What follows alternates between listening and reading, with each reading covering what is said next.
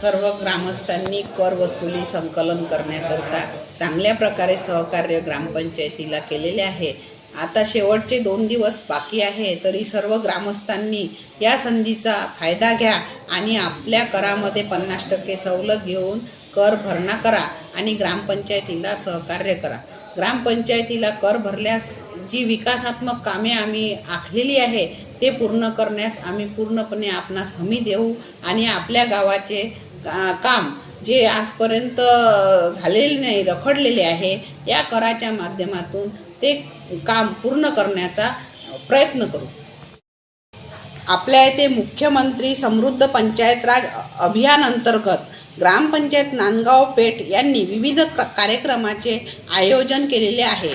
त्यामध्ये आपल्या येथे नव्यानेच पोलीस चौकी स्थापन झालेली आहे। त्या पोलीस चौकीचे उद्घाटन ग्रामपंचायत प्रांगणामध्ये आणि उमेद अंतर्गत कार्यालयाचे उद्घाटन ग्रामपंचायत कार्यालयामध्ये माननीय संजीता मोहपात्रा मॅडम, मुख्य कार्यकारी अधिकारी जिल्हा परिषद अमरावती यांच्या शुभ हस्ते दिनांक 1/26 या ठिकाणी 4 वाजता पार पडणार आहे। तरी या ठिकाणी या कार्यालयाच्या उद्घाटनपर कार्यक्रमाकरता नागरिकांची उपस्थिती प्रार्थनीय आहे। तसेच कौशल्य विकास कार्यक्रम या ठिकाणी आयोजित केलेले आहे। तरी जे सुशिक्षित तरुणी या ठिकाणी आहेत त्यांनी सुद्धा या कार्यक्रमात यावे व या कौशल्य विकास कार्यक्रमाअंतर्गत जे प्रशिक्षण आपणास देण्यात येणार आहे त्या प्रशिक्षणाचा लाभ घ्यावा व या ठिकाणी दिव्यांग बांधवांना UDID म्हणजेच त्यांचे ओळखपत्र सुद्धा या प्रांगणामध्ये तयार करून देणार आहे। तसेच दंत महाविद्यालय यांचा शिबिराचा व मुखरोग तपासणी व विविध तपासणीचे कार्यक्रम या ठिकाणी आयोजित केलेले आहे, त्याचा सुद्धा नागरिकांनी लाभ घ्यावा।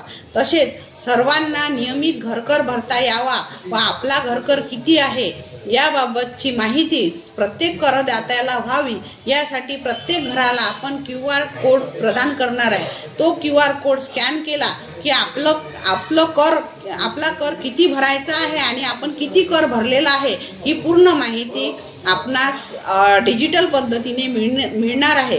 तरी त्याचे उद्घाटन सुद्धा माननीय मुख्य कार्यकारी अधिकारी संजीता मोहपात्रा मॅडम यांच्या हस्ते होणार आहे।